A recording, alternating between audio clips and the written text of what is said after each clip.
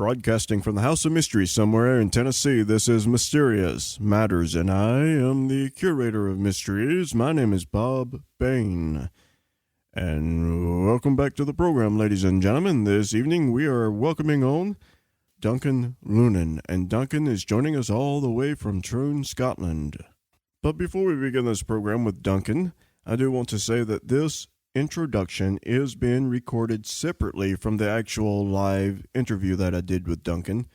The reason for that is because I was ill during that interview, and I just completely, believe it or not, I completely forgot to do an introduction. And so I am doing this introduction with my voice being somewhat better now. With that said, ladies and gentlemen, let's get Duncan online with us. And as I said, this is a pre-recorded introduction because, well, the person who hasn't done a show in a while forgot to do an introduction. It happens. So let's get on with the program. And without further ado, Duncan, welcome to Mysterious Matters. Thank you. It's nice to be here. Well, it's great to have you here with us. We've been talking before through email, actually, and as I've mentioned to you before, my ancestors were from Scotland, and I wish I had your accent. I absolutely love it. Sorry, yours would be a big hit over here. Over here, everybody talks like me. There's nothing to it. Yes. Let's get on to the topic of, well, let's see here. Back in, 1972, I believe it was, that you did an analysis of of something first reported about back in the 1920s. It was a mysterious signal, correct? Yes.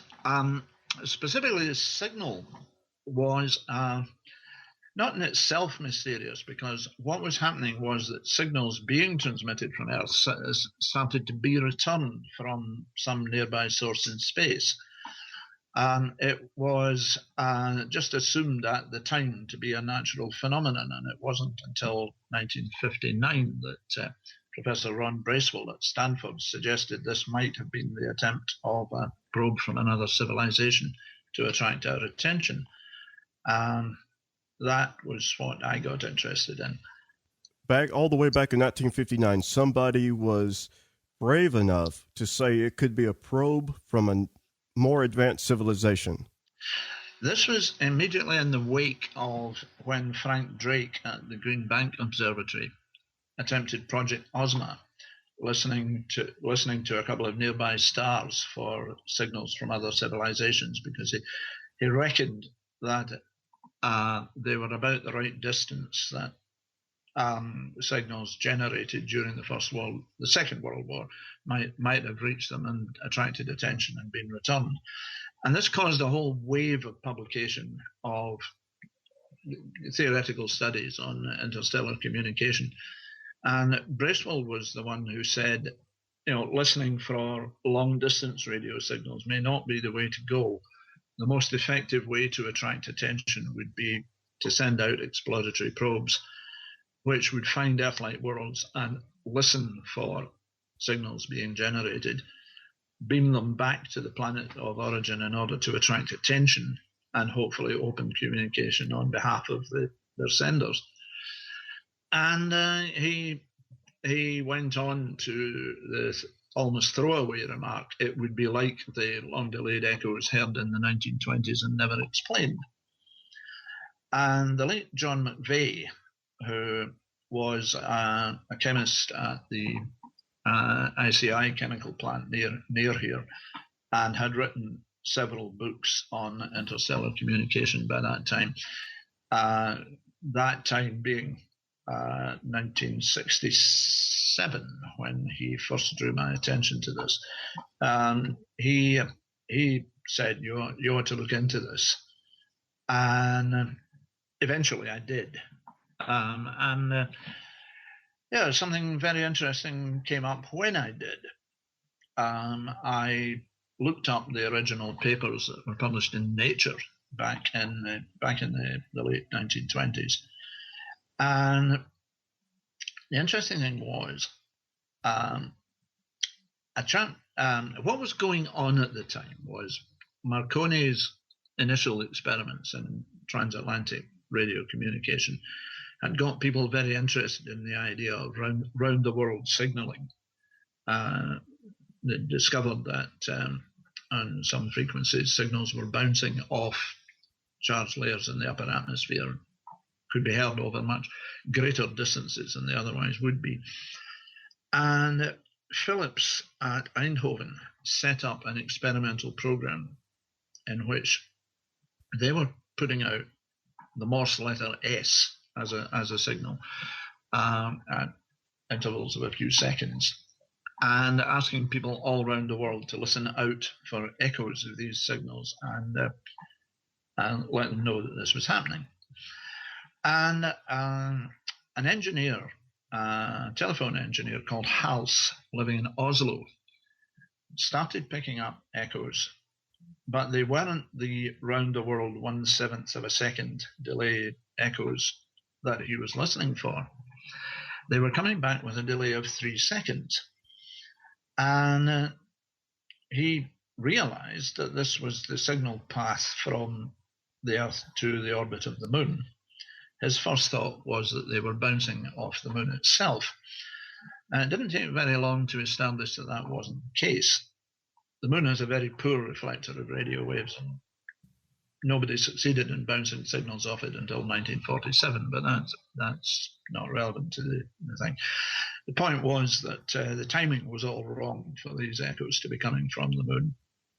And he went to a scientist called Stormer, Professor Stormer, who was an expert on the aurora borealis at the local university. Stormer had already had the idea that charged particles from the sun might form belts around the Earth, in which he was right, except that he didn't have the necessary numbers, and he thought they would be around the distance of the Moon. In fact, it turned out to be much closer than what we now call the Van Allen belts. And so he jumped straight to the conclusion that the signals Hals was hearing were bouncing off these belts at that distance. And so he contacted van der Pol, who was in charge of the experiments at Eindhoven, and a new series of experiments was set up. And the next thing was, Hals telephoned Stormer and said, "I'm hearing 3-second echoes again. Come over." And Stormer headed over to Hals's place, and just as he arrived, he caught just about the last of the 3-second echoes before they went to 4 seconds and then 5 seconds, and then began varying at intervals up to 15 seconds. What they both missed in their excitement was that these signals they were hearing were far too loud to be natural echoes on signal paths as long as that. And furthermore, that there was no variation in intensity between the 3-second echoes and the 15-second echoes. So whatever was happening, apparently, the signals were being recorded, amplified, and delayed and played back to Earth by something at a common source, be it a natural phenomenon or be it something else. And the experimental program that continued from there remained with this hang-up about natural echoes. They never, back in the 1920s, they never twigged that they couldn't be natural echoes. It wasn't until I started investigating it that I realized there was something very odd going, much odder than that going on. Now, when I initially read up on this, I looked at the patterns of the delays of the signals, and it looked random. And I had actually written it up as random for the book I was working on at that time.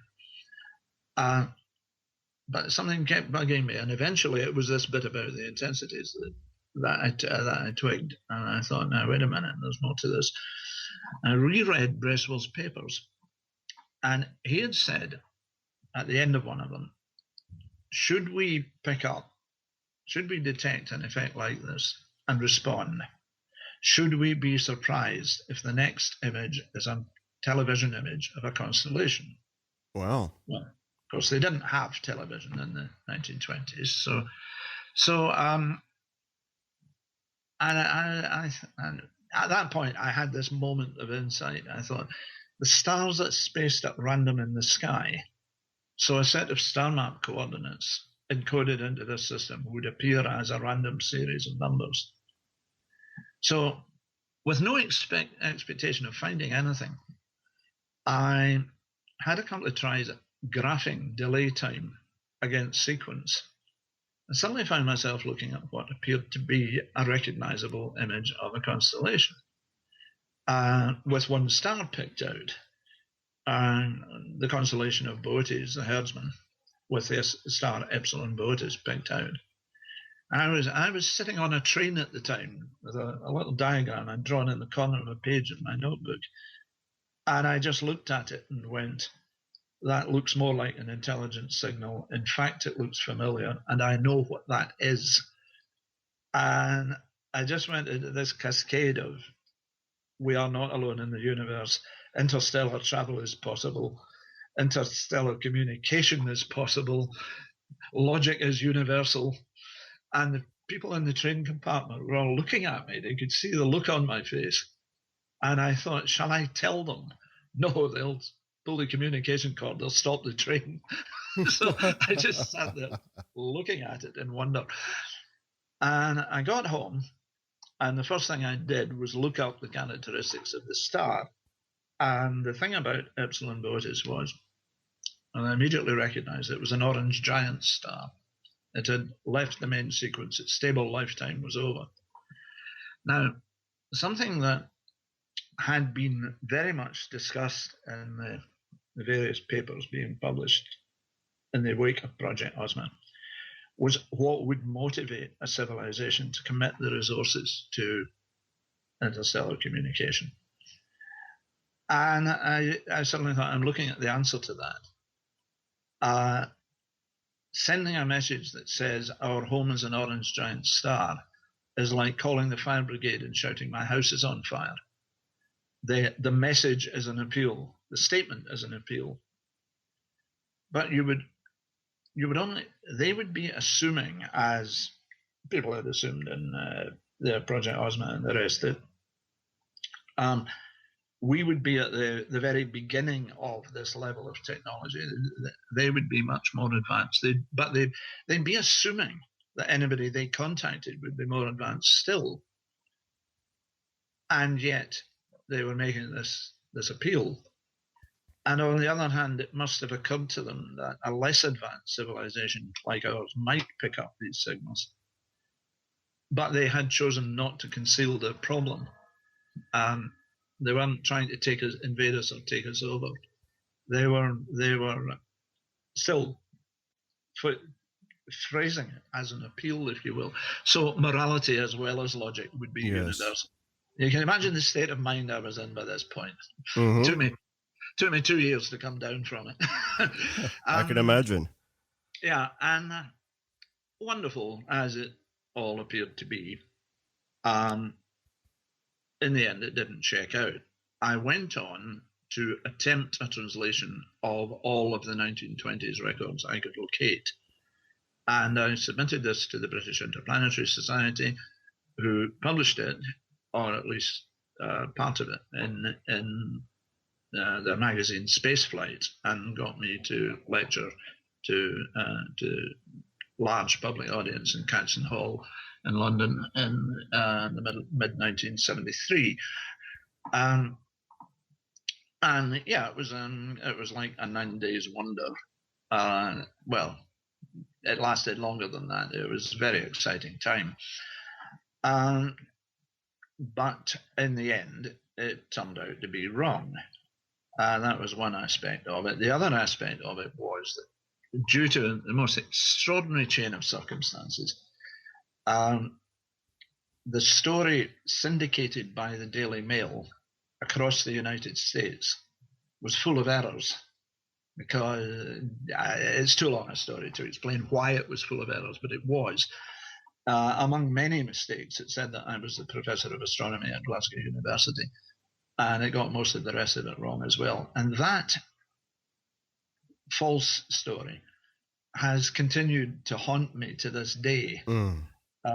It lives the non-existent Professor Lunan leads a life completely separate from mine on the internet. And people just make up stories. You wouldn't believe how much nonsense there is out there about me. But the truth of the matter is, when I continued the investigation, initially it looked as if the facts about the Epsilon Boötes system supported the translation of the more complicated signals that I had put forward. In the end, it turned out that this was not the case, that the actual data about the star in the catalogues was wrong. Epsilon Boötes is twice as far away as the catalogue said it was. And essentially that means that the star was much more massive, more short-lived, much too, star like Sirius, much too short-lived for intelligent life to have evolved there, and never capable of supporting life on the planets in the scale of the solar system that I had deduced from the messages. It simply wouldn't work. Yes. Now, So, if we were to, if you were to consider that there's an intelligent civilization elsewhere, that they want to send us information about themselves like we did back in the 1970s with Voyager and the Golden Record, how would you think they would do that, since they're more advanced than we are? well, they would give their probe sufficient versatility to respond to whatever situation it encountered. The fascinating thing about the 1920s records was that it did really look as if the characteristics of the messages were changing in response to the changes that were being made in the outgoing signals from Eindhoven. It was almost like a dialogue of the deaf. They thought they were changing the signals in order to study a natural phenomenon more effectively. But a probe from another civilization, particularly a computer, would have thought, oh, they're giving me more scope to send more and more advanced dot pictures. It all appeared to make sense back then. But in the end, as I say, it unraveled. Eventually, I withdrew the whole thing. By 1974, I thought, no, this isn't sustainable. I must be wrong. And it took another couple of years to get anybody to publish my retraction, which didn't attract anything like as much attention as the original story had. And I thought that was the end of it. But over subsequent years, Epsilon Boötes has kept turning up in the historical record in some very intriguing ways. For example, it was going through the zenith when they built Stonehenge 1. When I was looking for a star, which might be an optical marker for some of the stuff that a colleague of mine called Alan Evans had discovered about Stonehenge 1, guess which star popped out. If there is anything to that original signal, it appears to be a date marker rather than telling us where this supposed Bracewell probe had come from. And that idea is the one that I've been pursuing, trying to tie it in with other lines of research. The really frustrating thing about it is that to this day, the false information that's out there on the internet about the Bracewell probe, and particularly about a completely fictitious story called Black Knight that is out there. And oh yes, for every person who comes to my website looking for my current work, there must be, I don't know, 50 or more coming looking for Black Knight, going away again disappointed. But I can't help that. Black Knight doesn't exist. It's a complete fiction. I want to know, and I know the audience wants to know, how did your research become, or how did your name become so erroneously tied to the belief of a space probe called the Black Knight satellite? We have to do this in chronological order. All right, we've done the bit from the 1920s radio echoes and Bracewell's hypothesis that he published in 1959. Something that happened in the meantime was that in the early 50s, Clyde Tombaugh, the discoverer of Pluto, using the new tracking cameras that had been developed for high altitude rocket research at White Sands in New Mexico, did a search for undiscovered natural small moons of the Earth. This was an idea that was popular in the 18th and 19th centuries. Jules Verne features it in From the Earth to the Moon. And Tombaugh decided to look and see if anything like that actually existed. And he found nothing. But a newspaper down in South America published a story that he had found two of them orbiting at around 10,000 miles from the Earth in the plane of the equator. And Tombaugh spent the rest of his life denying that one. I saw him live on Patrick Moore's Sky at Night program, where he denied it, and Patrick Moore subsequently quoted it in two of his books. Tombaugh was quite definite. No, he did not find anything of the kind. And indeed, if there were anything of the kind, it couldn't, by now, with the quality of instruments, even in amateur hands now, let alone professional ones, everybody would be picking them up. I know a chap who bought himself a 12-inch Celestron, and while he was teaching himself to use it, he managed to obtain pictures of communication satellites in geosynchronous orbit at more than twice the distance, where you could actually see the solar panels. That's the kind of level of instrumentation that's in amateur hands now. If there were natural moons of the Earth orbiting the kind of distance that we're talking about, people would be discovering and rediscovering them all the time. They don't actually exist. However, I did get correspondence from people at the time of the space probe affair saying, aren't you aware of these moons that Clyde Tombaugh discovered? And to which the answer is, no, he didn't. And the other thing was, people were contacting me about two supposedly unidentified artificial satellites detected by the US Air Force when they first set up tracking networks for satellites in the early 60s, or late 50s, early 60s. Again, immediately I knew that this wasn't true. What actually happened was, at that time, the USAF was running a program called Corona to pioneer the development of spy satellites. And with the technology of the time, the Corona satellites, or the Discoverer series, as the satellites themselves were known, they were making the first attempts to return payloads to Earth from orbit. It had never been done before. And these were returning film capsules. Some of them worked, some of them partly worked. Some very curious things happened.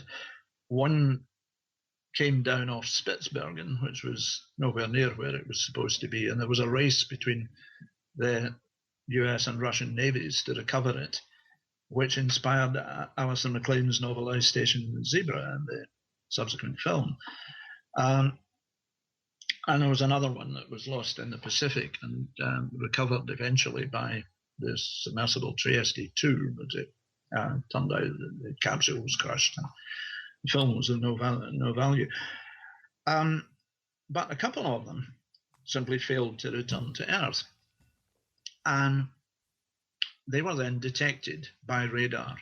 What had happened was the retro rockets had fired completely out of phase, 180 degrees out of phase. And instead of returning into the atmosphere, the film capsules had gone into much higher orbit. But it was obvious what they were, because the perigee altitudes closest to Earth were the same, and so were the orbital inclinations. So they were very quickly identified. It happened once in 1959 and again in 1961, and both of them were quickly recognized to be what they actually were. They weren't unknown satellites at all. So I knew all of this. And people wrote to me about these two unidentified satellites. I said, no, we know what those were. It's been long since been established. It wasn't until the 1980s that people started asking me about this supposed object called Black Knight. And at first I thought, this is just a joke.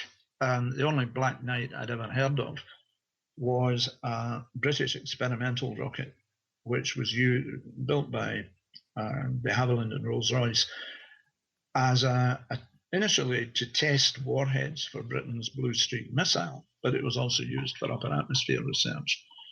And casually took the world altitude record for a single stage rocket in 1959, went up to 400 miles.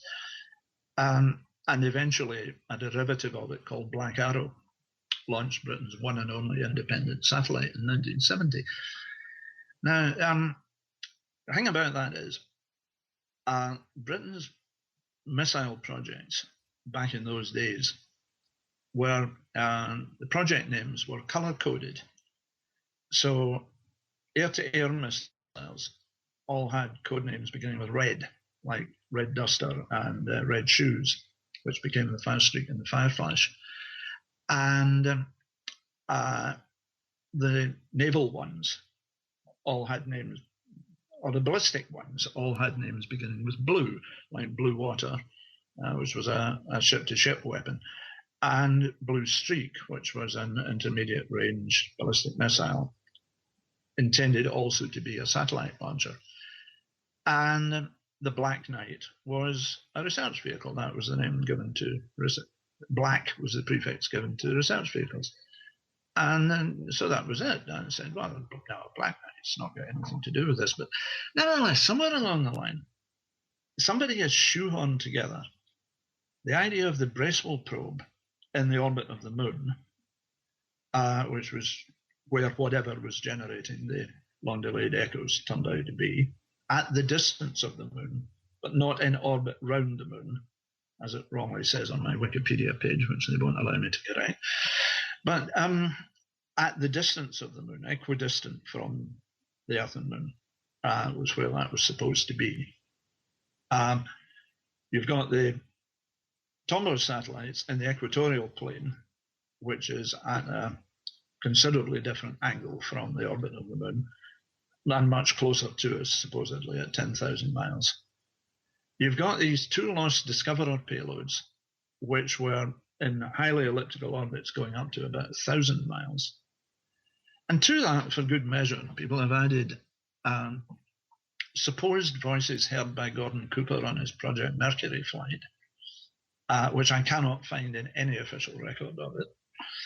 And some pictures taken on the STS-88 mission when the space shuttle delivered the first US payload to dock with the first Russian payload to start the assembly of the International Space Station. And again, we know what those were. They were dust covers and pieces of tape and things discarded during the assembly process. And they're not giant spaceships in orbit with the shuttle. And all of this has got lumped together into this Black Knight carry-on, which, as I say, they're all different objects. Most of them don't, most if not all of them don't exist. And nothing to do with me at all. But somehow my name's got lumped in with it. And an inaccurate version of part of my translation of discarded part of my translation of the 1920s signals. Now got my name on it as part of the Black Knight story. And there is nothing to it.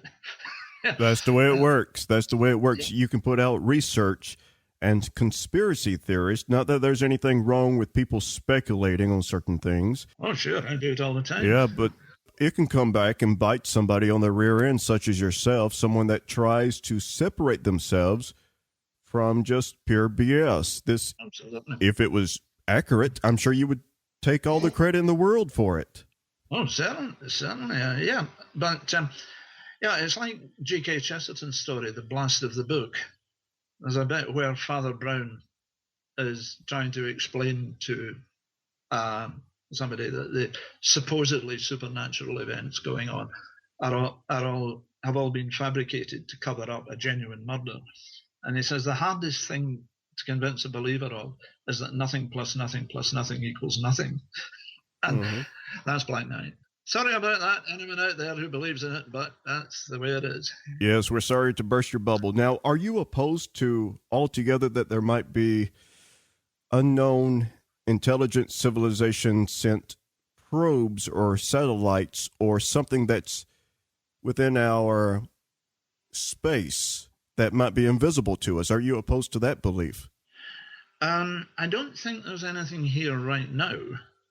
The interesting thing about the long-delayed echo phenomenon, and this is pretty hard to explain, is that very shortly after I published my attempted translation, in 1975, the long-delayed echo effect more or less stopped. It's hardly been heard since. And there is this whole curious business about asteroid 1991 VG, which, whatever it is, was last in this vicinity and actually within the Earth-Moon system that year in 1975. It reflects sunlight as if it's got solar panels, and it is definitely not one of ours. There is nothing we launched at that time that it could possibly be. Duncan Steele, the asteroid expert, published a paper suggesting it might be a probe from another civilization and very hastily withdrew it. I think he got his fingers burned. But it does remain very interesting.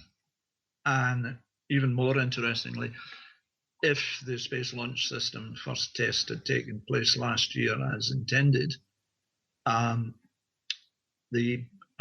it was going to release a swarm of microsatellites, including a solar sail, which was intended to go to 1991 VG when it went past last year. As far as I know, I've yet to see any observations that were actually made of it when it went past. But obviously the launch of the probe to it didn't happen.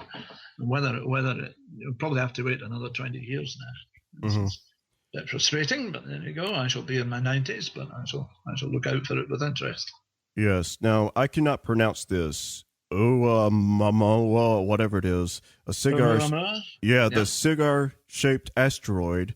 A Harvard professor or space chief admits that it could be a dead civilization's alien probe. What do you think about that? Very interesting, but for a very different reason. Back when I became a full-time writer in 1970, among the stories that I sold and published back then were one about a derelict starship entering the solar system, falling into orbit around the Earth, and another one about a mission to an interstellar comet with the intention of placing a capsule on it to send data back as it recedes into interstellar space. And when the guys get there, they discover there's a cairn of similar packages that have been left in other solar systems that it's passed through. Both of those early stories of mine have now become contemporary, and they may possibly be reprinted next year, which I'm in negotiation with publishers for a book of my space travel stories, particularly the early ones, and that could very well happen. So yes, I am quite intrigued by it. However, already now that we know that it happens, another interstellar object has been discovered trapped in the orbit of Jupiter, and scientists are starting to think that they're relatively common. It could be that they're passing through the solar system every year. But Oumuamua is a very interesting object. You mentioned before about speculations. Here's a couple. Oumuamua entered the solar system from very close to the direction that we are traveling through interstellar space. According to some estimates, it was within 4 or 5 degrees, which is very small space on the celestial sphere. Could well be even closer. And it entered at roughly the same velocity at which we're traveling with respect to the surrounding medium, which, if true, And just today, I've seen a report that says it was actually going quite a bit faster than that, so it may not be true. But if it is true, it would mean that it was hanging in our path, almost as if waiting for us. Interestingly enough, it has left the solar system, traveling towards a star called Ross 248, which is about 10 light years away and thought might possibly have an Earth-like planet. That's curious too. But if it were true that it was, the characteristics of its orbit, well, the way I've just mentioned, that either it was hanging in our path, waiting for us, as if waiting for us, let's emphasize that, or like the signals in Gregory Benford's novel Timescape, it would actually be from the future, sent back from where Earth is going to be. Isn't that interesting? It is. I've always speculated that if aliens are visiting the Earth, that they may be from our distant future, a future where the Earth has been mostly destroyed and humans no longer look human. Well, or maybe they're just colored green, which brings us on to another matter altogether. Oh, yes, it does. The Green Children of Woolpit. What can you tell us about that interesting story? I came across this story when I was a student. I was, at that point, a little bit of background. I'd wanted to be an astronaut. That was my big ambition in life. And I was going to try and get into the scientific astronaut program back in the 60s. This was my plan. I went to university to do maths and astronomy, intending to go on to a PhD in astronautics in London. And it turned out my maths were just not good enough for that. Good enough to get me there, but I couldn't keep up with the class at university level. It was just too much for me. I changed faculties to take an arts degree while trying to work out what to do with my life, now that my biggest ambition had gone. And I took logic out of curiosity, gained a merit certificate, and was offered the chance to go for a joint honours degree in English literature and philosophy, which, starting from where I was starting from, meant taking all of the history of literature papers because I hadn't time to develop a specialist subject. Now, in the Elizabethan and Jacobean period, which was paper 2 of the ones I was going to be setting, one of the set texts that year was The Anatomy of Melancholy by Robert Burton. It's a medical textbook. It is, however, a fascinating piece of work. It's a huge piece of work. The Everyman edition I was working with ran to 3 volumes. Burton interspersed the medical sections with everything he knew about everything. He was a Renaissance man. It was still possible to know pretty well everything about everything, and he put it all down. Right in the middle of volume 2 of the 3 lies his chapter on meteorology and astronomy, which he calls A Digression of the Air. And in it, one of the things that he's most fascinated by is what to him is the comparatively recent realization that the planets are worlds and in independent orbits around the sun, and not encased in solid crystalline spheres, as had been believed for the previous 1600 years since Ptolemy. And I think it's an extraordinary leap for somebody to make at his early stage in that game. He immediately concludes from that on the one hand, that space travel may be possible, which some newfangled wits may think shall sometime or other find out. But also, from his perspective, he's saying, well, if the planets are worlds, they must be inhabited, because God wouldn't have created them for no purpose. Therefore, there must be people in Mars and in Venus. And then comes this great throwaway line.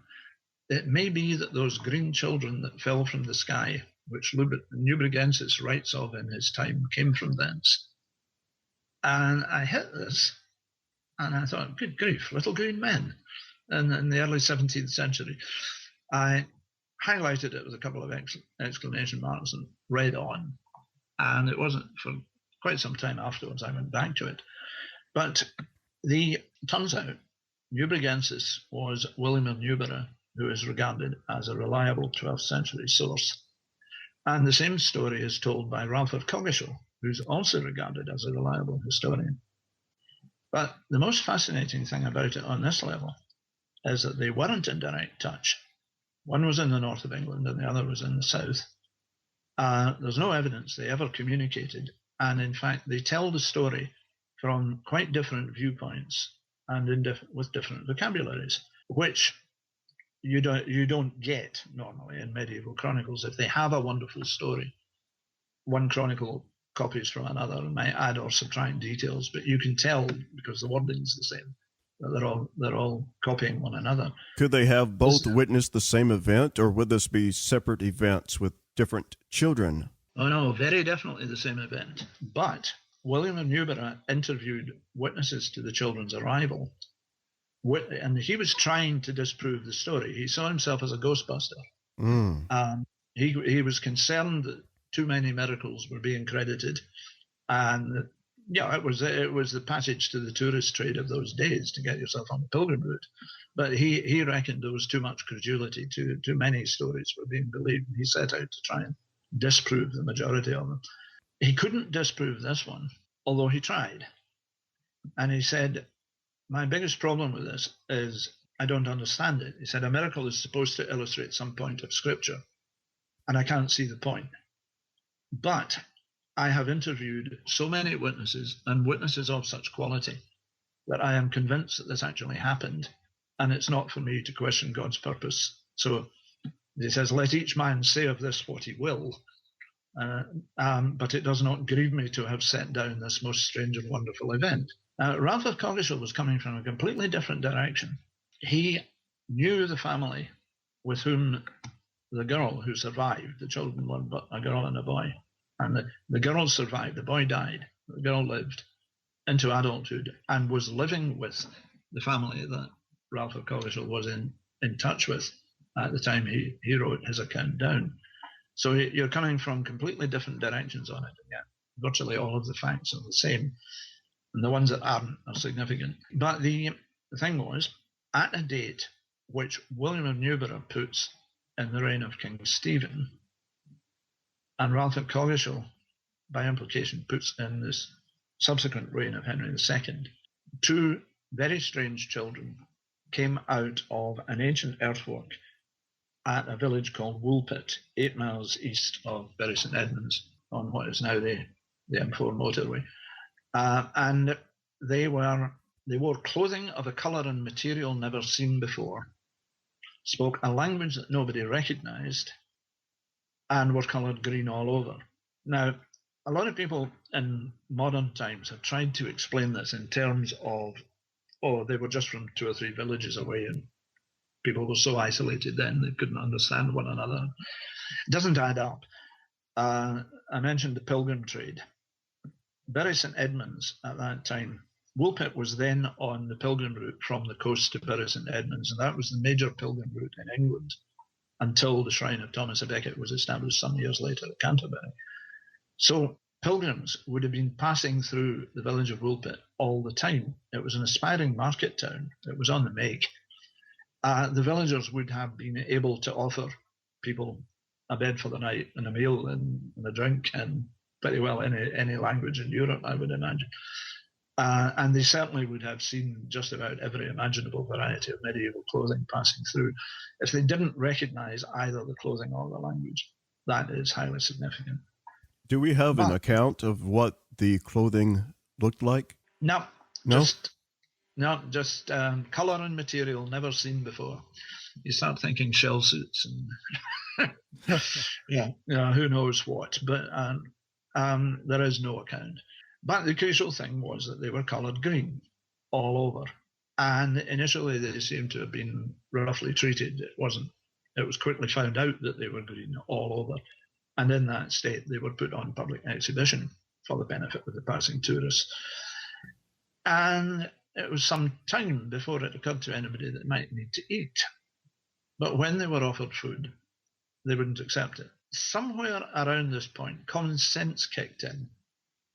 And the children were taken to the home of a man called Richard de Calna. modern writers, because Decalna is extremely hard to trace, we'll come back to that in a minute, but modern writers have tended just to jump to the conclusion that he was the Lord of the Manor or something of that kind.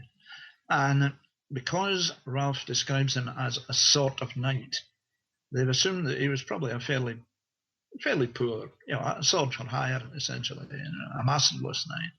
None of this is true. You really have to dig for it. The thing was, they were taken to the home of Richard de Calne, who was actually wealthy and powerful, but very, very reclusive. It makes him hard to trace, as I said, but that's where they were taken. Quite a distance away, and crossing the land of two other barons to get to him, which suggests that the villagers knew where they were going with the children at this point. And there they still wouldn't eat, and nearly starved to death before the bean harvest started. They recognized the color of the plant, so they didn't know which part of the plant was edible, but they started eating and were weaned onto a more normal diet as time went on, lost the green color. And the chronicle then, William's chronicle then says, it seemed to the wise that they might be christened, and even that was done. And at that point, I was doing my own translation because I had realized that modern translations weren't adequate. I dedicated my book to the principal teacher of Latin at my old school. Could never have done this without his efforts. At that point, both chronicles go into formal Latin. And what modern writers are translating as she said and they said is actually gave evidence or swore on oath. And I thought this has got to be significant.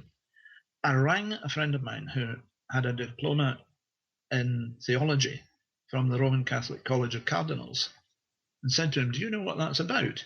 And he replied, oh yes, everybody knows that. I said, well, sorry, I don't. Explain it to me. He said, even today in the Roman Catholic Church, a christening in controversial circumstances must be preceded by an inquisitio, which is with a small I, which is a formal hearing conducted by a bishop. And any clerk reading that story in De Calne's time, in William of Newbury's time and Ralph's, would have got that straight away. As soon as they gave evidence and swore on oath, they'd go, oh, there was an inquisitio conducted by a bishop. And so this is where it gets very interesting. The bishop asks them who and from whence they were. And they reply, we are people of this land of St. Martin. And everybody has been taking it that that's the name of the place they came from, but it's not. The land of St. Martin was the Essex property of the Church of St. Martin's le Grand, which was the principal sanctuary in England, under the authority of the Bishop of London, who was also the superior of Coggeshall Abbey, where Ralph's account is written down. So what is happening here is he's not asking them, where are you from? He's asking them, who are you? And they've obviously been coached in what to reply. It suggests there are observers present, quite possibly from Rome, because when they say, we are people of the land of St. Martin, what they're saying is, we are under your protection. And the bishop pretends not to get it. And he says, basically, that sounds all right. Do they believe in our Saviour there? Which, if he thought they had just told him they were from a land named after a Christian saint, would be a pretty weird question. But it's obviously all been rehearsed, because the girl says, oh yes, you can't see the place for churches, which is a detail she didn't bother with in adult life when she was free and clear. And again, this is the right answer. And the third question, does the sun rise or set there? And the significance of that is that in medieval times, it was believed there was no sun in fairyland. All they have to say is yes. But at that point, they couldn't bring themselves to lie. And they launched into a description of life in the twilight zone of a planet with a trapped rotation, a country of permanent twilight separated by a broad river from a country of permanent sunlight. And you can picture the people looking after them, De Calne and his people going, oh, for God's sake, shut up. But they got away with it. permission was given for them to be christened, and they were. The boy died soon afterwards of depression, which is a condition accentuated by green beans. It's one of the foods that people subject to melancholia are advised not to eat. They contain a compound called tyramine, which accentuates depression. But the girl grew up and married a man said to have married a man living at King's Lynn. I need to pause here for a moment. The thing about the planet with the trapped rotation is that Burton knew those conditions could not be found anywhere on Earth. He knew enough medieval Renaissance astronomy for that.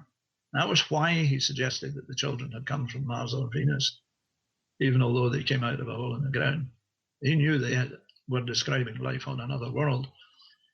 And he then adds, heaven help us, that they gave many other details of that land to those who were inclined to be curious, but it would be tedious to set them down here. Mm-hmm. You're just going, oh, you old so-and-so.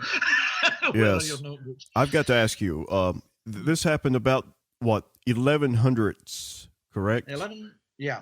Going back to the one thing between the two chronicles that doesn't match. Yes, and back then, wouldn't they have been seen as supernatural beings? I mean, I know you even mentioned fairyland, correct? Is that something they thought, that maybe these were fairy-like changeling children? Oh yeah, clearly. Even if the people involved knew they weren't, they had to go through the motions of proving they weren't to the satisfaction of the church.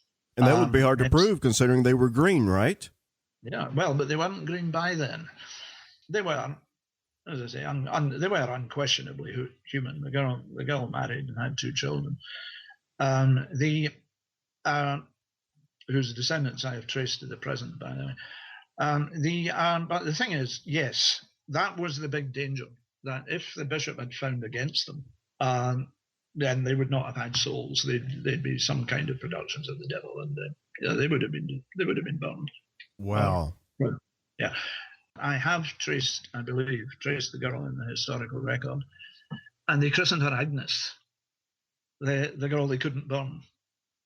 The thing about St. Agnes was she had to be beheaded, because when they tried to burn her at the stake, the faggots wouldn't light. And I can just picture De Calna and Richard Barr, the man she married, walking out at the end of the hearing going, by Jove, that was a close one, we'll have to christen her Agnes. It could so easily at that point have gone the other way, except that by this time the king was taking a major interest in the case, and the Bishop of London was very much the king's man. And if the king said, I want them christened, he was going to authorize it. Yeah. He was a tough character, the Bishop of London, but he did like that once. He'd back Henry all the way through the Becket affair. He knew what he was doing. So at any rate, the thing was, having latched on to the fact that there seemed to be something substantial to this story, I decided to look into it further.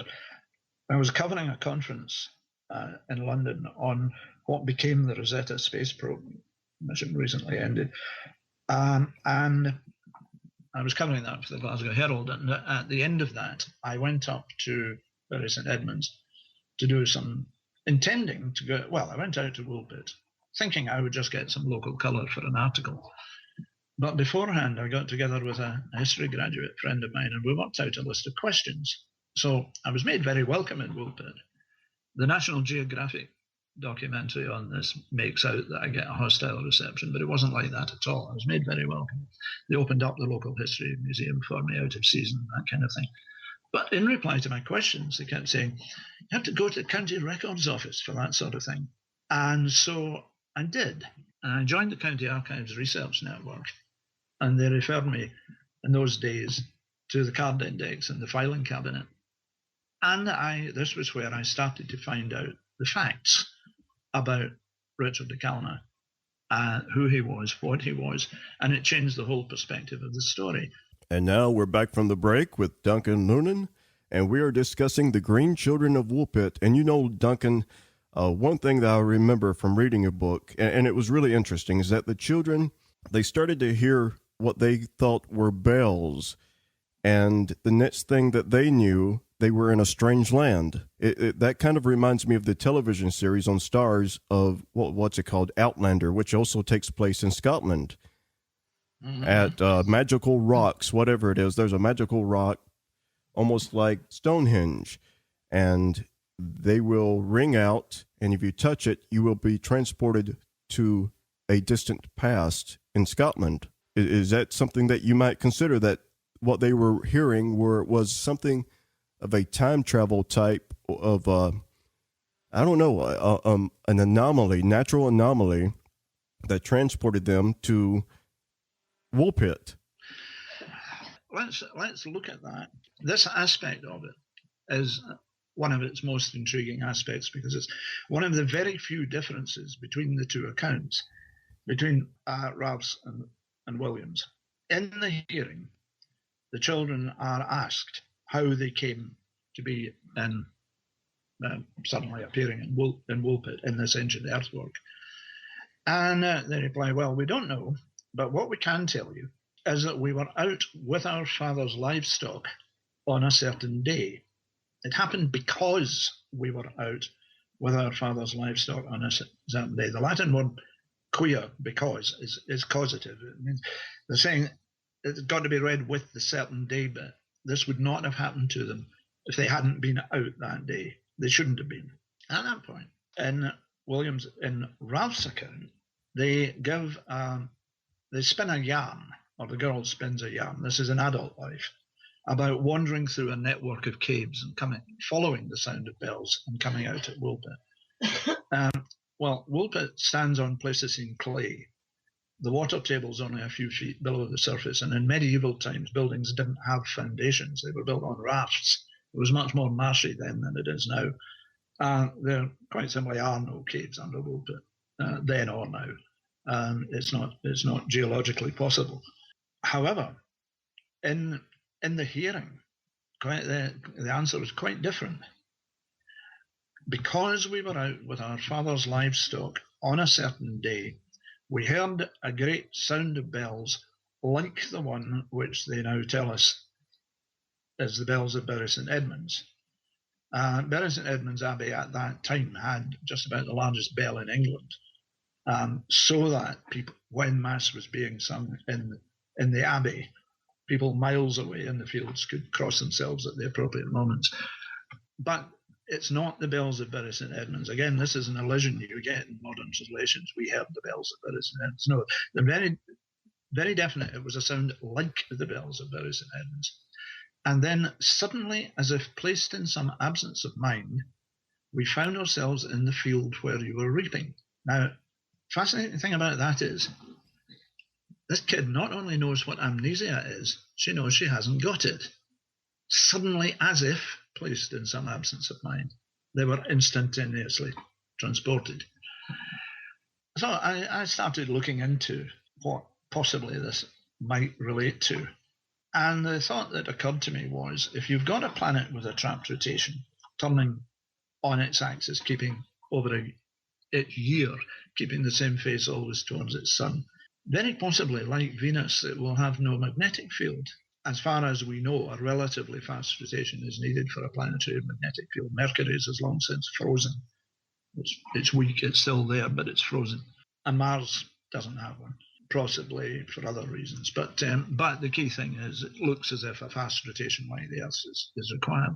And when I looked into the records of solar activity and disturbances of the magnetic field, a chap called Danny Kane put me onto this, I discovered that in the second half of the 12th century, particularly, the sun was extremely disturbed. Naked eye sunspots were common following the 11-year cycle. There are recounts of them in the Chinese and Korean records and Japanese records.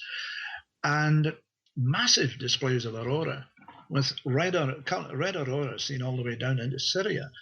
And 1173 is the peak of it all. And that, for other circumstantial reasons that we can go into, it appears to be when the children actually did appear. The date, William of Newborough's statement that it happened in the reign of King Stephen actually doesn't add up. when you look at the dates. It's not compatible with Ralph of Cogishall's dates. It's got to be later in the century. And it really does look like 1173 was when it happened. So I went to a physicist friend. There's a big spike in solar activity that year. I went to a physicist friend and I said, if you've got a matter transmitter linking two Earth-like planets, one's got no magnetic field, and at this end, the magnetic field is being seriously disturbed by solar activity. Can you tell me how it might go off by accident? And he said, oh, yes. He said, tell me what makes it go wrong. It's much easier to figure out how it works. And he came back with a description, entirely speculative, of course, but a description of a matter transmitter, which could be expected to be triggered accidentally in those circumstances. And so, yeah, this does seem to fit, by and large, to fit the fact. The children said, for instance, that when they found themselves in the pit, the ancient earthwork, which I think are the moats surrounding a feature that still persists at the village called the Lady's Well, initially they took cover in the pit, in the shade of the trees, because they were stunned by the brightness and heat of the sun. They'd never seen the sun before. And then they made a run for it, and they were caught. Making a run for it is quite informative. It tells you the gravity wasn't significantly different. That's an interesting fact. And in fact, when you look at all the facts in the story, it's amazing how much you can deduce from it, like which hemisphere of the planet they came from, that they lived in, and there are details like that. With a bunch of my colleagues, I did what science fiction writers call world building. And we worked out the characteristics of this planet in considerable detail.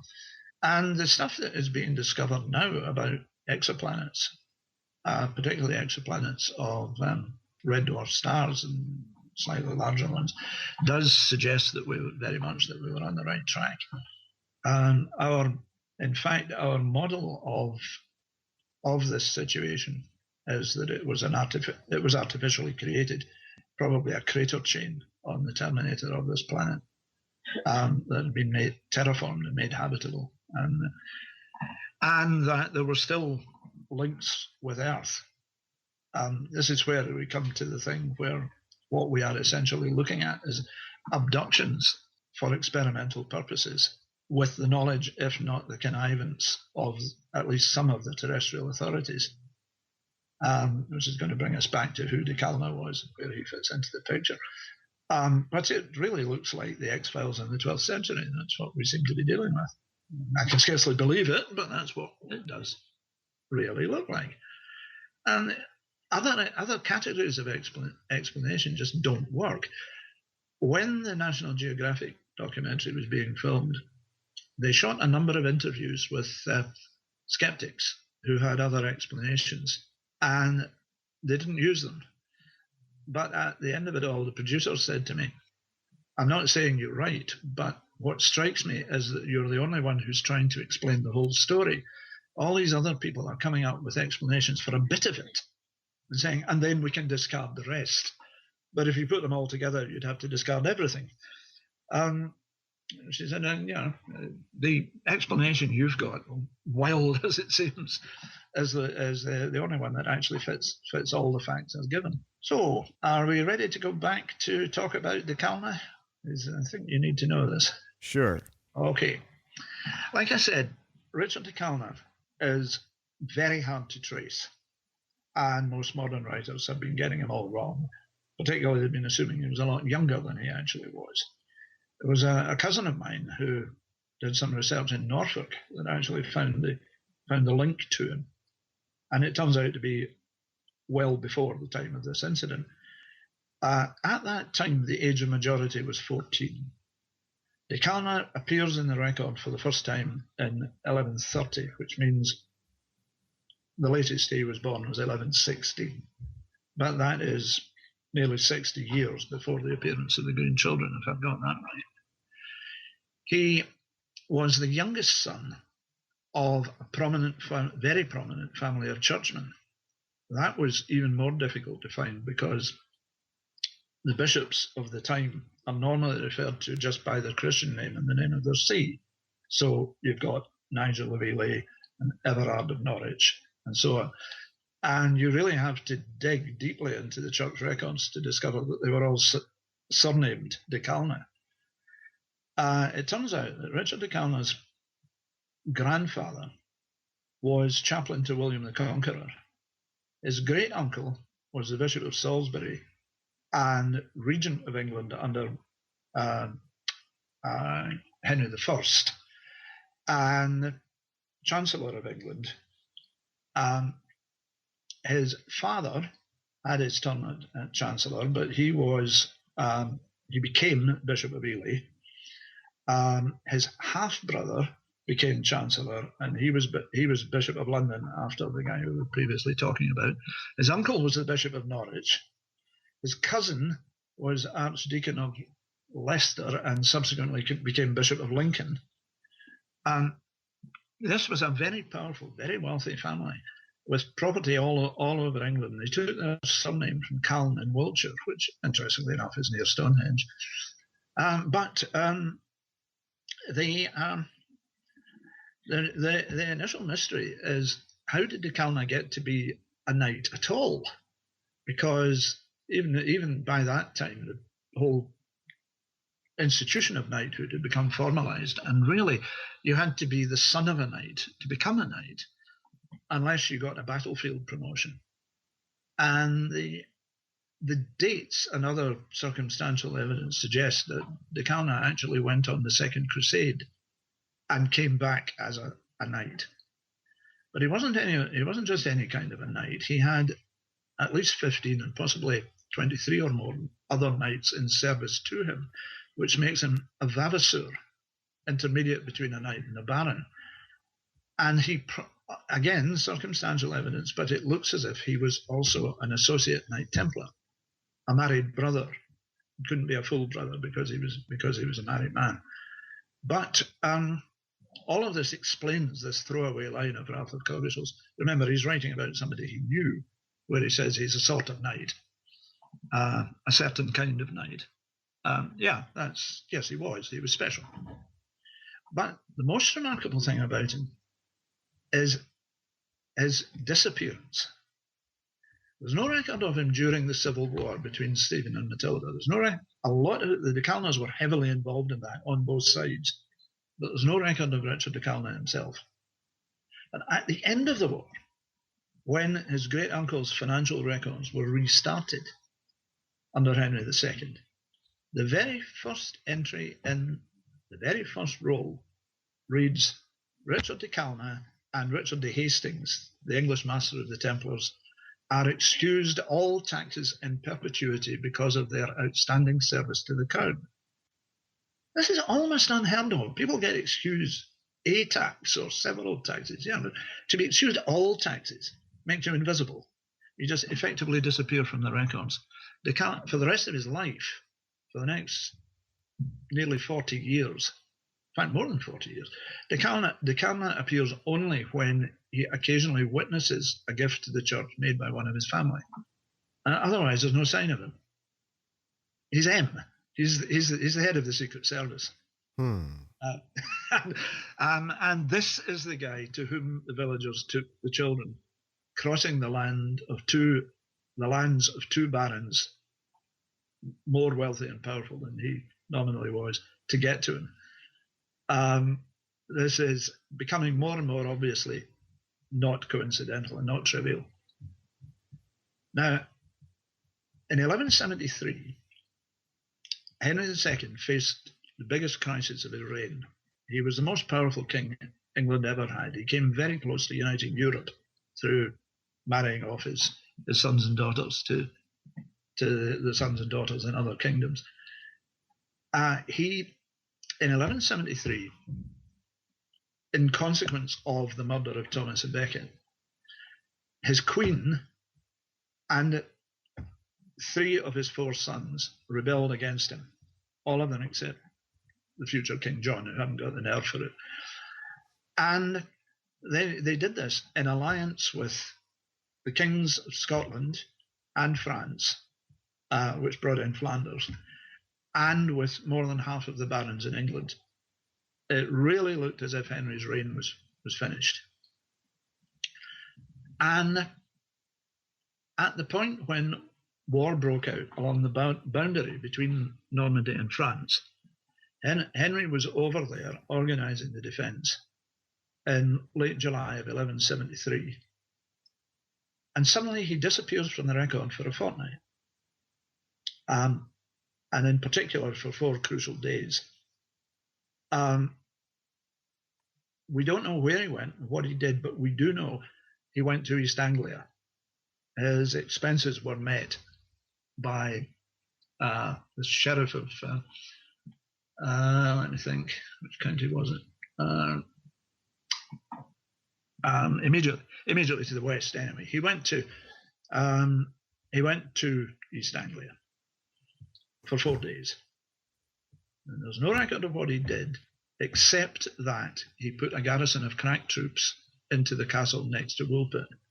Now, Woolpit at that time had a population of under 100 people. It was worth £10 a year. And Henry had already annexed it from Bury St Edmunds Abbey 13 years earlier, as if he was expecting something to happen. The troops that he put into Hagnett Castle next to Woolpit were almost certainly Templars. Again, it's circumstantial evidence, but the way they're described in the text, almost certainly they were. And what happened next was, a couple of months later, the Earl of Leicester, who was in open rebellion, invaded East Anglia at the head of a Flemish army, was informed of this crack garrison at Woolpit, turned aside to take them out, where they surrendered caught by surprise, they surrendered as a unit, which was, again, unheard of in medieval times. You just didn't do that. You slaughtered the foot soldiers and kept the nobles for ransom. But these guys surrendered as a unit of 300, all of which slowed down the Flemish advance sufficiently that the English armies converged on them and wiped them out. And at which point the rebellion just collapsed. Shortly afterwards, a kinsman of Henry II captured the King of Scotland when he was out hunting. And suddenly everybody thought, oh, siding with the king's a better idea after all. And it was over. And it must have seemed to Henry, and I would guess, as if the children had been sent to trigger this series of events and save his kingdom, which explains why he would have instructed the Bishop of London to get them christened at the point when he received news that the boy was dying. I think it all hangs together. It's all circumstantial. But I was in discussion with a chap at the University of London who doesn't believe it. We've agreed to differ on various points of it, but he said, you have got a very good story. It's a great construct. But I against that, I put a remark that my late friend John Braithwaite made when I'd been working on it for about 6 months. And what he said to me was, if somebody makes up a story like this, they make it up out of whole cloth. And then they put in a few real names and places to make it look convincing. But when you check up on the facts, you find that people couldn't have been in those places at those times, and the story is fiction. And they said, no fiction will stand up to the kind of intensive inquiry you're conducting.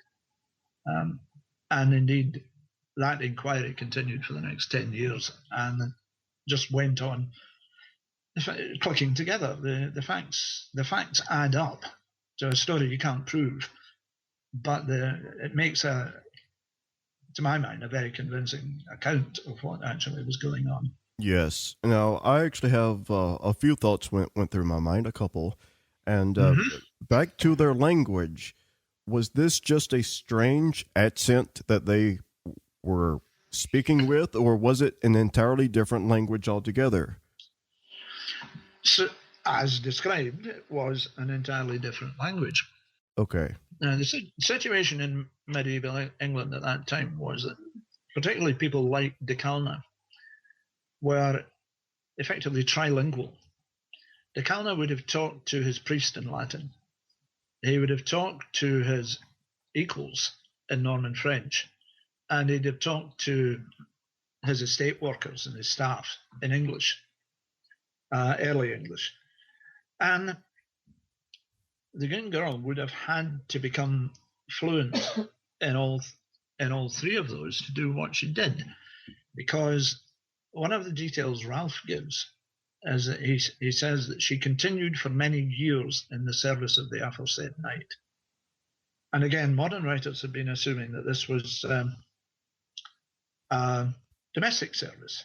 In Glenn Maxwell's play about Woolpit, he's got Decalna having her scrub floors as a punishment at one point in the action, but it wasn't like that at all. In fact, medieval houses then didn't have female servants. And when I eventually discovered this, I came across a line that said the medieval serving wench is a Hollywood invention. And indeed, books of etiquette at the time advising young men on how to behave if they're taken into service with a person of property. It's, there's a lot of emphasis on don't get yourself into trouble with the local women. You'll lose your job, you lose your place. So I then looked up the categories of medieval service, feudal service. And the phrase Ralph uses is actually not for domestic service or farm workers, or anything like that.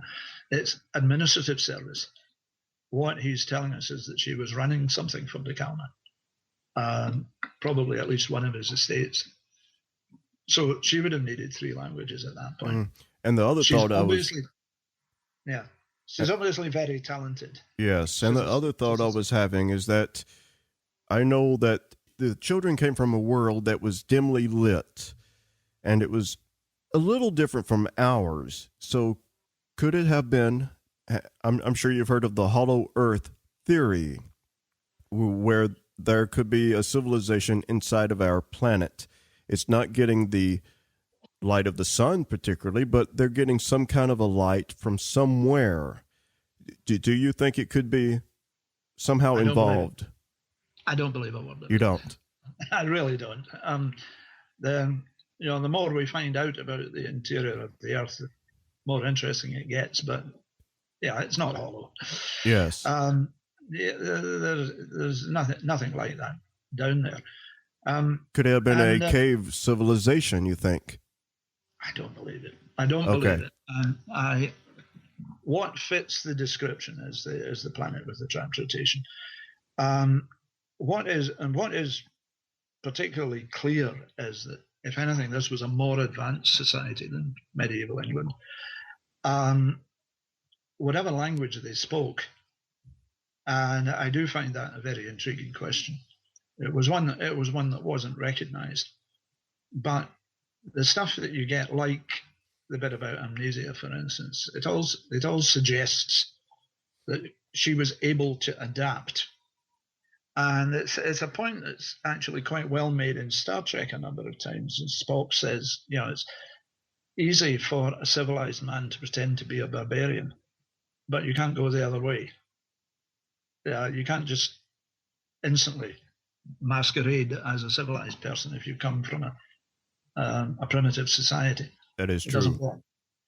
And I think, whatever they were from, it certainly wasn't the primitive tribe.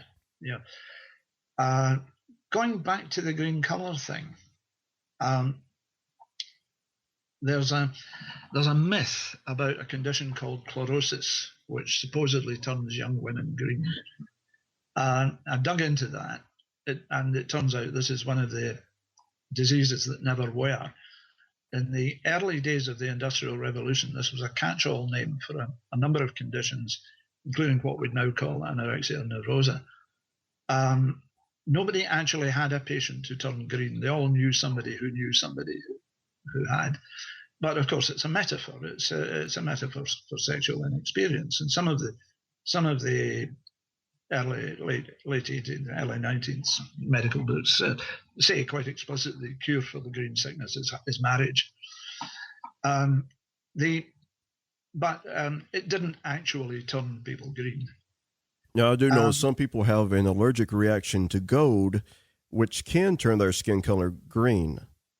I haven't come across that. I've come across arsenic poisoning can turn people blue. It happens to my wife. Anything that's gold, if she wears it too long, I don't know if it's pure gold or if it's just plated gold, but her skin will turn green. Really? Yes, wherever it's touched it. So, I did discover that turning green can be a symptom of acute retention of bile products, but it's a precursor to death. Yeah, at the point when the patient turns green, they're almost beyond recovery. And definitely that wasn't the case with the children, because they lived without food for a considerable period, and they made a good, well, the girl in particular made a good recovery from it. And I found it suggested, for instance, that iron deficiency will turn people green, but I can't find that anywhere. What we do know is that iron deficiency in childhood will stunt intelligence. And you think, God, if she in adult life was running estates and speaking several languages and, married to one of Henry II's senior ambassadors by that time, you think, God, if that's after her intelligence has been stunted, what would she have been like other? That is true. Yeah, no, but you see, nobody is actually looking at what she said. And what she said, quite is quoted as saying, quite in so many words in Ralph's Chronicle, is that they were dyed that colour. That is the word used. And furthermore, the implication in the sentence is that it was vegetable dye. She said, all of the things and all of the people in the land that they came from were dyed with the same green colour. But the phrasing of all of the things suggests that she's talking about vegetable things. So, yeah, vegetable dye. So I started thinking, well, why would that be? And I came across it almost by chance, you might say, in one of Richard Dawkins' books called A River Out of Eden, in which he has a chapter on predator eyesight. The interesting thing about which is that predator eyesight is highly specialized. Proverbially, the frog will starve to death surrounded by dead flies because it will only respond to movement. But polar bears, for instance, have to eat when they come out of hibernation. It's essential. And their eyesight is adapted to conditions at that time of year. And giant cats have preferred times of day at which they hunt, and their eyesight's adapted to those. And so it goes on. So I thought to myself, there's a hint in Ralph Covishall's account of the story that the children were actually hiding from something when they got transported, taking cover. The verb he uses for "we were following the animals" is actually a passive verb. It says the animals were being followed, as if possibly the children were hiding from something else that was following the animals. And I thought, okay, if there's something coming across the river with eyesight adapted to hunt in permanent sunlight, and it comes into twilight, if you're dyed the same color as the vegetation, can you hide effectively? Is it camouflage? I think that's as good an explanation as any. Yes. And far simpler than any of the ones involving genetic engineering or little known diseases or whatever. I think that's very possibly what we're looking at here. Mm-hmm. Now we're going from Green Children to the Big Gray Man of Ben Macdui. Am I pronouncing that name right? Yes. Well, I did a bit of research on this a few years back. My book is illustrated by Sidney Jordan, who was the creator of the world's longest running science fiction comic strip called Jeff Hawke. And in one of the stories in the later version of Jeff Hawke, for which I wrote myself for a while, I didn't write this one, but in one of them, there is actually a story involving the Grey Man. So in writing notes on it when it was reprinted by the Jeff Hawke Club a few years back, I did look into this. And it's interesting. I wouldn't say it's totally convincing, but allegedly there is this figure of a great grey man that haunts that particular mountain. And in the story, it's when it appears, it's a version of the Brocken Spectre, where the shadow of somebody in the mist, is a huge shadow appears surrounded by a halo.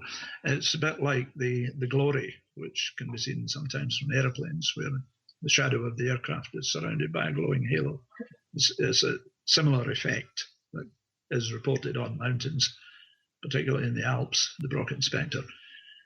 But the actual accounts of the grey man aren't like that. It has been called Scotland's Bigfoot. People see these, usually they don't see anything. They hear footsteps, which aren't echoes of their own, or breathing, which isn't an magnified echo of their own, as if something big is following them. And they get into a hell of a scare over it. And nobody's seen anything more supposedly than a shadowy figure. You're just left going, well, there we are. The Highlands of Scotland are full of monsters, and Loch Ness is only one case of many. Have you ever seen anything, living in Scotland all of your life, have you ever seen anything that cannot be explained away as a natural creature that we already know of? No, I can't say that I have, personally. Wow. But other people have. There are a lot of accounts. As I say, Loch Ness is the famous one. But do you believe in the Loch Ness monster? Yeah, jury's out. I don't really, but yeah, it's quite an interesting remark the late Bob Shaw made on the subject. He said they've done these studies that prove there aren't enough fish in Loch Ness to feed a family of monsters. But they're only counting the fish that are left after the monsters have eaten the rest. I like that. But some of the other ones, Loch Morar, he says, crossing his fingers for good luck. Even to mention the creature that's supposed to live there is supposed to be extremely bad luck. But there are lots of eyewitness accounts of it. It does make you wonder. Like I say, you go back into folklore. Every ford has its kelpie. Every road has its spectre of some kind or other. The Highlanders and the Islanders were very much into this. And I wouldn't say there's no possibility of any such thing. All right. Skeptical, but not totally disbelieving. Well, it's good to be a skeptical believer, because I know you believe in time travel. You believe in that it's possible that people can travel from one world to another, right? Yeah. I'll buy that. And but let's go to the Side Hill Stone Circle. This is something that you and a group of people that you put together, right? That you built this. Mm-hmm. Well, what was it, and why did you build it? Was there a purpose? There was. As so often happens, projects in astronomy and space happen for reasons that are not directly connected with them. I suppose the extreme example is that when President Kennedy was looking for a big project, to put his stamp on, and they told him the only thing that was doable was the moon, and he said, "Tell me it's not the so-and-so moon." But Johnson was determined it would be the moon, and it was. The political reasons why Kennedy wanted a big project of that kind have not got anything to do with the moon or the results that were obtained from it, what was achieved. Nevertheless, it was done, and an extraordinary achievement it was.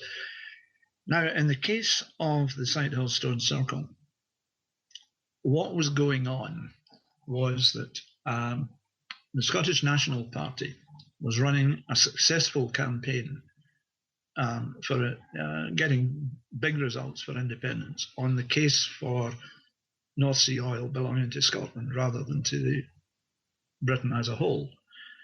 I've seen the details of the case, and yes, it's a good case. But the thing was, the Labour government of the day decided they had to do something to counter this and show that the money was being put back into Scotland. And they set up, because unemployment in Scotland was high at the time, they set up the Jobs Creation Programme, which supposedly made large sums of money available for public works, but actually the money was very difficult to get. In the case of the city of Glasgow, the city was offered a sum of £4 million, hedged round with conditions which might have made it impossible. But it's a bit like the Norse legend of Balder and the mistletoe. They forgot about the Glasgow Parks Department, which actually, by chance, satisfied all of the conditions and suddenly found itself with £4 million to spend. And they were, however, told that they must have special projects as part of this big programme to improve the city's parks and generally the amenities of the city. And they brought in a chap from Northern Ireland called Ken Naylor, who was good at this. And he very quickly set up a whole raft of special projects, one of which was astronomy, about which he knew nothing, as he was the first to admit.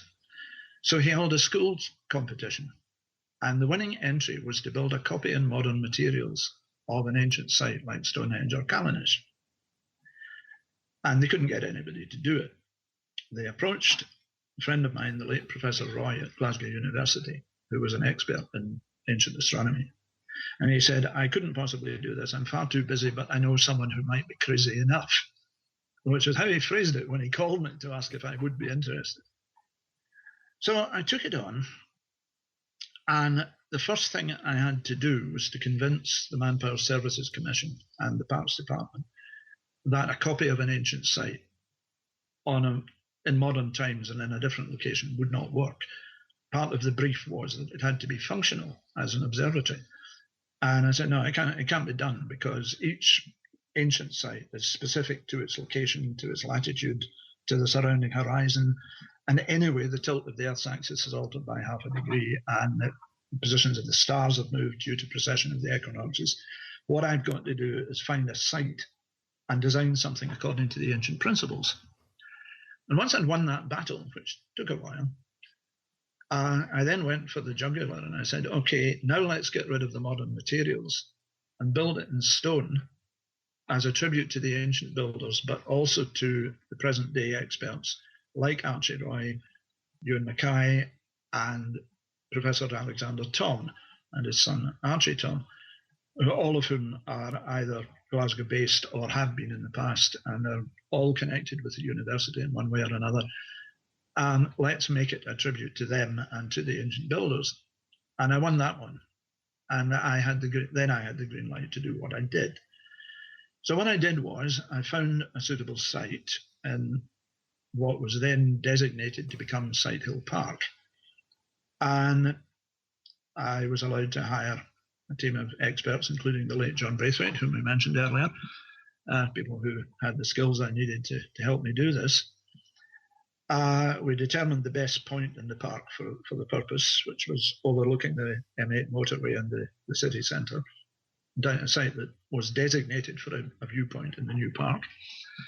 We found suitable stones from a quarry in Kilsyth, and after a lot of ups and downs in the tail, eventually we got the basic layout established, and the circle was then completed by a Royal Navy helicopter, which was a big event of the day.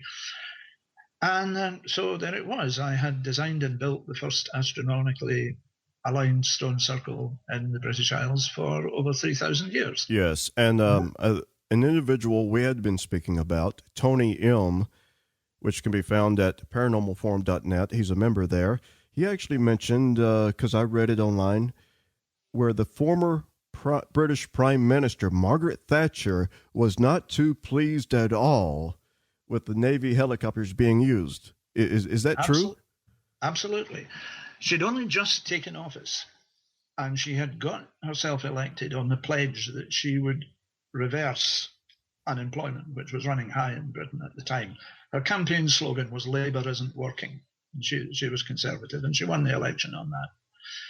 And just days after the election and the helicopter operation, the shop steward came into my office and said, "Do you know you've just been denounced in the House of Commons?" Wow. And I said, "No." I'd never been able to establish whether it was the Iron Lady herself who said this or whether it was Sir Keith Joseph speaking on her behalf, because it's not in Hansard, it's not in the parliamentary record. It must have been an off-the-cuff remark. But what was said was that they would be restoring full employment by the end of 1980, which they didn't do. Instead, they quadrupled it. But because of that, there would be no need for the jobs creation programme, which will be wound up at the end of the year, and there will be no more nonsense like the Glasgow Parks Astronomy Project. And the following day, a guy from the Manpower Services Commission was round to see me saying, stop work now. He says, if you continue, you might put the entire programme in at risk. At least we've got till the end of the year, but you mustn't do any more. And that was that. The circle was never fully completed, and all these years it has remained like a well-kept secret until 2012, when it was decided that it would be demolished and done away with. Who decided it would be demolished? Yes, the park has gone. It's now a building site. The new housing is being built. Whose decision was that? Well, yeah, whose decision? City Council Planning Department. That had to have been hard on you. Well, it came as a big shock because my book about the Stone Circle had just been published, and I thought I had been, with my wife, invited up to Glasgow to discuss the final completion and renovation of it. And instead of which we were told, no, it's going in the skip. Nobody cares about it. Nobody knows about it. Thank you for coming. Yeah. By that night, a friend of ours, Mandy Collins, the editor of Spooky Isles, had started a website in protest. And it turned out, something I hadn't been able to say in the interview, and it turned out that thousands of people had been using the circle quietly for their own purposes, for meditation or whatever, scattering their loved ones' ashes. In particular, the Druid and pagan community had been using it on the quiet for their ceremonies. I wasn't aware of any of this. And the petition reached 6,500 signatures, at which point there was a change of heart in the city council, and they promised that the stones would be preserved and re-erected, and went on to add that later that the topsoil would be preserved because of the ashes that had been scattered there. And where we are at now is that a new site has been created at the end of the development, the extreme end of the former park, on which the stones are due to be re-erected. I managed to, last summer, to get the observations I needed to recalculate the alignments, which I've done. And the stones were to have been re-erected in November, but there's been a delay. But it should be happening any time now. And they're planning to hold some kind of public ceremony at the spring equinox. So I'm just waiting for the word. And my circle will rise again.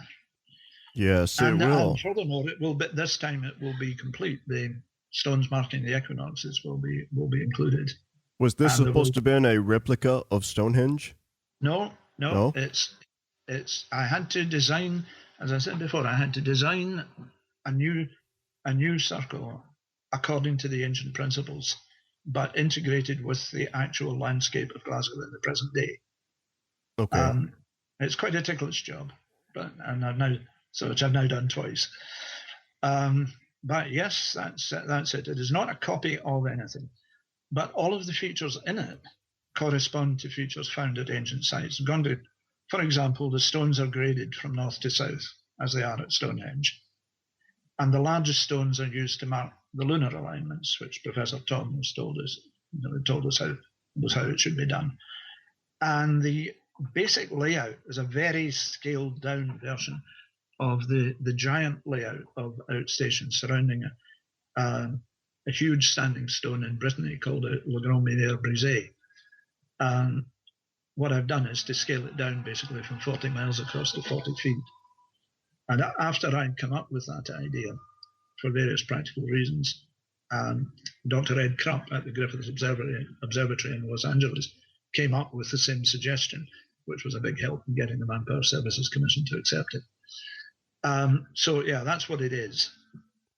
Central stone surrounded by 4 arcs marking the solstice, sunrises and sunsets, flanked by the major and minor lunar standstills, and a star alignment to Rigel to give it the date, and the new feature is that markers for the equinoxes are being added, and with any luck, it will be up shortly. After all these years, I'm really looking forward to that. Well, I bet you are. And Duncan Lunan is our guest today. And Duncan, thank you so much for being on the show with us. We've definitely learned a lot from you, especially about the Green Children of Woolpit, the Sight Stone Circle that you built, and the Sight Hill Stone Circle, I should say. Especially the mysterious signal, as I call it, the mysterious signal. But as you say, it probably wasn't that much of a mystery. Well, it still is a mystery. I mean, it's a bigger mystery than ever, if you know. Yes. Yeah. But yeah, can we make a passing mention of my books? Oh, yes, you can. And your website's also duncanlunan.com. You are an astronomer. Yeah. And what books do you have available?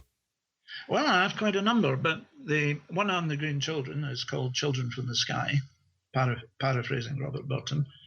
And the one on the Stone Circle is called The Stones and the Stars. I also have one on protecting the Earth from asteroids, called The Incoming Asteroid, What Could We Do About It?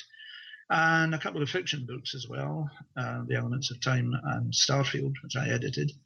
And you'll find the details of all of those on the website, which you mentioned. Well, Duncan, thank you so much. Like I said, we definitely appreciate that you came on there with us. We've been trying to do this a while now, haven't we? Yes, a couple of failed shots, but yes. Good to have got it done. Oh, definitely. Thank you very much for asking me. Well, it's definitely an honor to have you here with us. Is there anything that you're looking forward to in the night sky as an astronomer that's coming up this year? Well, no. Let me think.